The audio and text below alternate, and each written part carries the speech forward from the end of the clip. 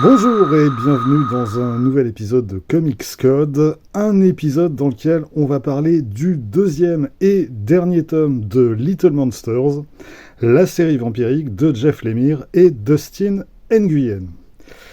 J'avais déjà consacré une vidéo au premier tome au moment de sa sortie en début d'année. Si vous ne connaissez pas encore Little Monsters, je vous invite à aller y jeter un œil. Promis, je spoil rien. Pour la vidéo d'aujourd'hui, en revanche, il vaut mieux avoir lu le premier tome avant de la regarder parce que, forcément, je vais devoir évoquer certains éléments de l'intrigue. Alors, pour commencer, un mot sur cette édition. L'album est sorti dans la collection Urban Indies. Il fait 184 pages, vendu 19 €. Je rappelle que le premier tome était vendu 10 € au moment de sa sortie. Il est passé depuis à 17 €. Et on trouve dans ce second tome les numéros 7 à 13 de la série, soit la suite et la fin de cette histoire. Et comme pour le premier tome, la traduction est signée Benjamin Rivière. Alors j'avoue que j'étais un petit peu surpris en apprenant que la série s'arrêtait au numéro 13. Je ne sais pas si c'était prévu dès le départ ou si c'est dû à des ventes insuffisantes, ce qui m'étonnerait quand même beaucoup. En tout cas, le fait est que Jeff Lemire apporte une conclusion satisfaisante à son récit, mais j'y reviendrai tout à l'heure. Ces épisodes poursuivent donc les deux intrigues principales qui étaient développées dans le premier tome, à savoir d'une part la scission qui se fait au sein du groupe entre les enfants vampires qui ont goûté au sang humain et ceux qui n'y ont pas goûté, et avec entre les deux le sort de Laura, l'humaine que les uns tentent de protéger des autres. Et puis d'autre part on suit Finnick qui est le seul survivant du groupe d'humains qui a été attaqué par les vampires, et qui a capturé Ray, l'un des frères jumeaux, et qui compte bien éliminer tous les vampires avant qu'ils repassent à l'attaque.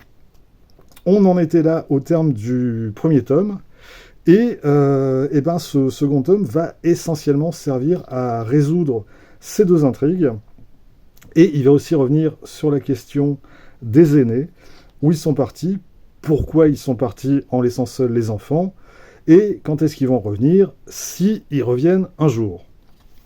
Le récit continue d'avancer sur le même rythme, c'est-à-dire un rythme assez lent, avec de nombreux flashbacks qui viennent s'insérer dans la narration et qui reviennent sur l'histoire des enfants avant qu'ils ne soient transformés en vampires.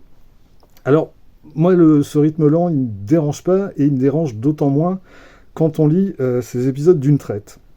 C'est vrai que si j'avais suivi cette série sur son rythme de parution mensuelle, ça m'aurait sans doute davantage dérangé, parce qu'il y a quand même des épisodes où il se passe quasiment rien. Mais réunis en album comme c'est le cas ici, le rythme me convient tout à fait. L'élément central du récit, c'est le fait que ces enfants, qui ont vécu probablement pendant des siècles dans un présent permanent et immuable, à répéter sans arrêt les mêmes occupations, à rejouer les mêmes scènes, tout à coup, le temps reprend ses droits, et par la force des choses, ils sont obligés d'agir. Ceux qui ont goûté au sang humain, ils peuvent plus se contenter de se nourrir de rats ou de n'importe quel animal qui leur tombe entre les pattes, et il leur faut désormais se mettre en chasse pour trouver d'autres proies humaines. Et en face d'eux, il y a ces enfants qui vont tenter de sauver ce qui peut l'être de leur communauté et de leur mode de vie. Et si ils n'y parviennent pas, alors il va leur falloir trouver autre chose à construire ensemble. Comme je le disais, Jeff Lemire a aucun mal à boucler ses principales intrigues et à ouvrir l'histoire de ses personnages vers autre chose. On retrouve ici, comme souvent dans son œuvre, le thème de l'enfance.